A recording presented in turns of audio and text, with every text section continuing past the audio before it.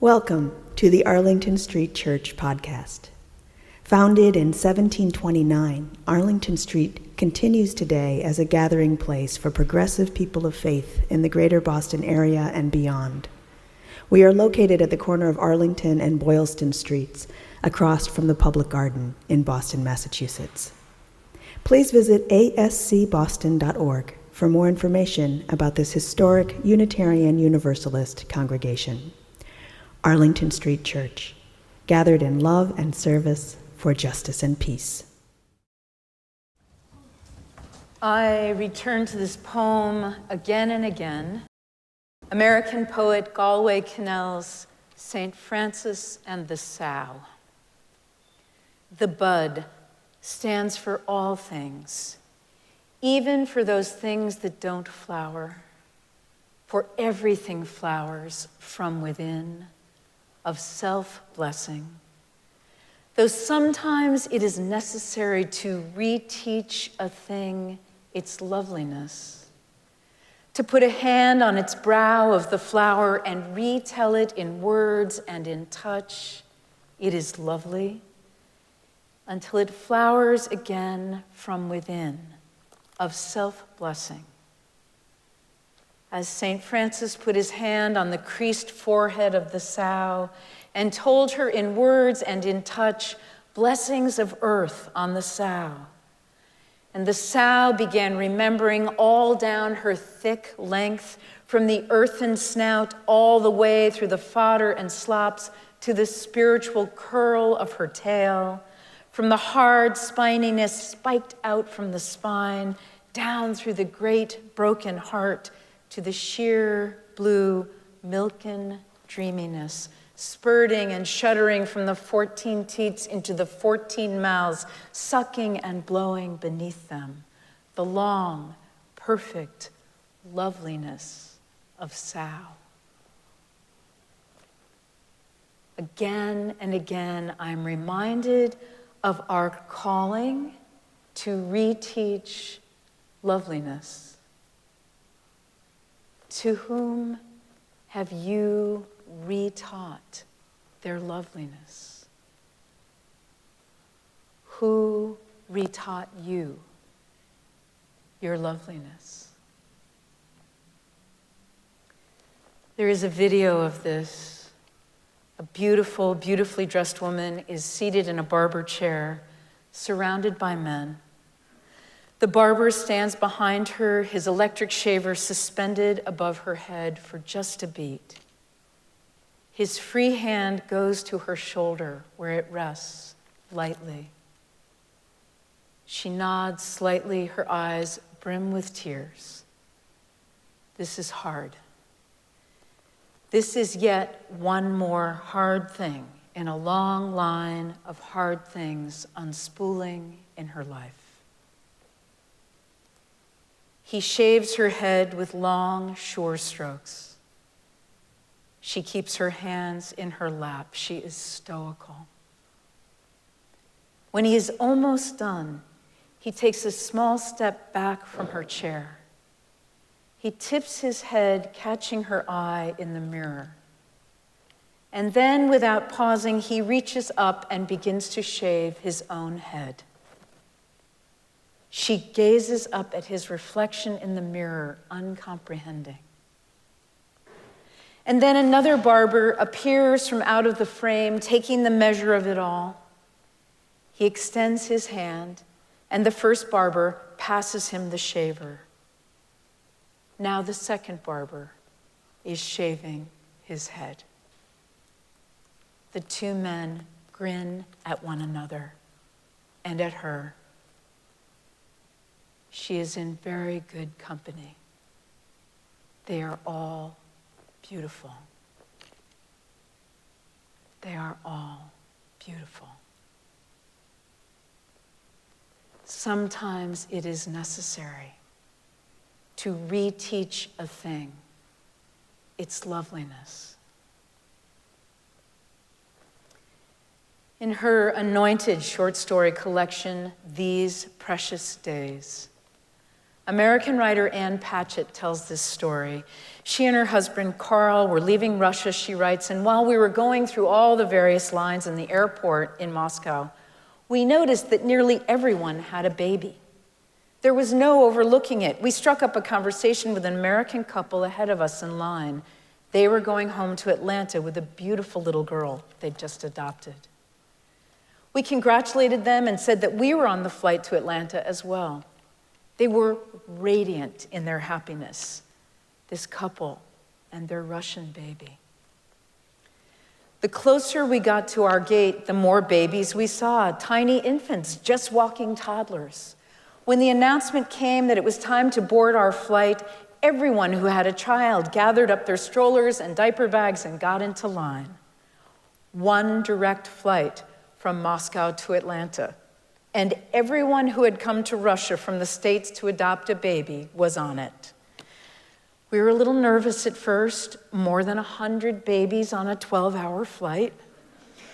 But as it turned out, they were all happy parents, happy babies. None of them was anywhere near being tired of each other.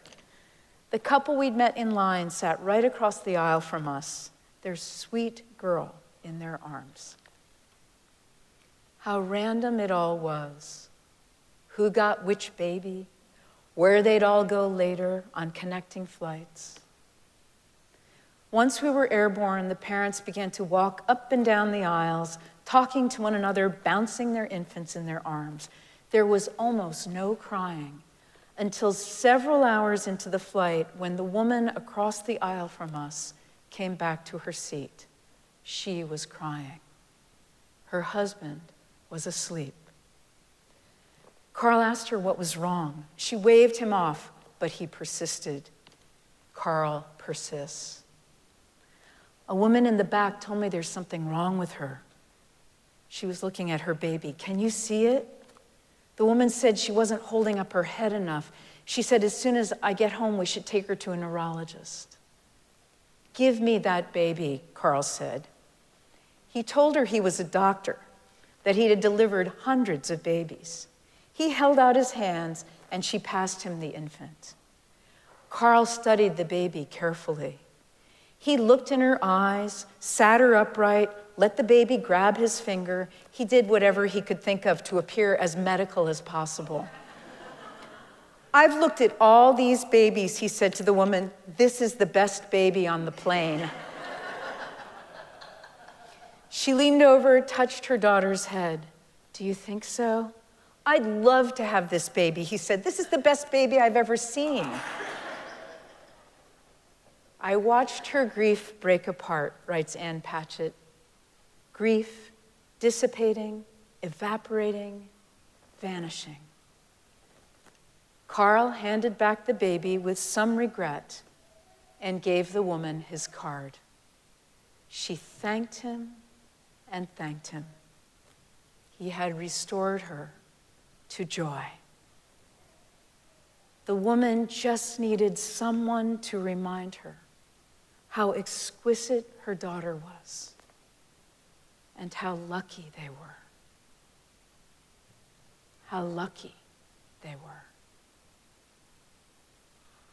Sometimes it is necessary to reteach a thing its loveliness. And this reminds me of a time many years ago. One of our daughters, who also came home on a plane, is now in first grade, and her teacher is concerned. My child is lovely, the teacher says, but silent. She watches the other children, but doesn't join them. Often she sits at her little desk, gazing out the window far away. She has one friend. Peter has just arrived from France and knows no English. At recess, they climb on the jungle gym and the swings, but they play across from each other more than with each other. I'm a wreck. What's wrong with my precious child? Kem assures me that she's just an introvert, something about which I have a lot to learn. And then one day, the church administrator takes a call from the school administrator asking me to please stop by the principal's office later that afternoon. My heart is a stone. I am filled with dread. The lovely Joe Petner comes out from behind his desk to greet me, a sheaf of papers in his hand. Kim, he says, we just got back all the standardized testing. I steel myself, but his voice is filled with pride and joy and wonder. Your daughter has the highest score of any child in the city, the highest score ever recorded in the city. Clearly, she understands everything we're trying to teach her and more. She's just thinking great thoughts. She's just thinking great thoughts. Sometimes it is necessary to reteach a thing its loveliness. One more story for this morning, a favorite of our Buddha's Belly book group. The revered Burmese meditation teacher Deepa Ma had endured tremendous suffering in her life. After 20 years of marriage, she and her husband had yet to conceive a child, a source of great sorrow for them. And then a miracle, a baby girl. 3 months later, she died. 4 years later, a baby boy, dead at birth. In her grief, Deepa Ma's health deteriorated. And then her husband, who had left for work in apparently fine health, arrived home feeling feverish. And later that day, he died. Somehow, Deepa Ma found her way to a Buddhist temple. Somehow she learned to meditate, transmuting her suffering into compassion. She became luminous with love. People traveled from all over the world to sit with her. Once she came to visit the Insight Meditation Society in Barre, Massachusetts, during their annual 3-month retreat. One of the retreatants was having a difficult time and got it into his head that if he left the retreat, checked into a motel, and watched a particular football game on TV, it would all go better. So he did. When he returned, he was predictably unhappier than when he left, filled with guilt and self-recrimination, and ashamed to tell Deepa Ma what he had done. Finally, he couldn't stand it anymore and went to her room where he sat down with her and made his confession. Deepa Ma looked at him. She reached out, took his hand, and said, "That's okay. Now you can start again. Now you can start again." Sometimes it is necessary to reteach a thing its loveliness. Beloved spiritual companions, to whom have you retaught their loveliness? Who retaught you your loveliness? The bud stands for all things, even for those things that don't flower. For everything flowers from within, of self-blessing. Though sometimes it is necessary to reteach a thing its loveliness, to put a hand on its brow of the flower and retell it in words and in touch. It is lovely until it flowers again from within of self-blessing. May we reteach loveliness. Amen.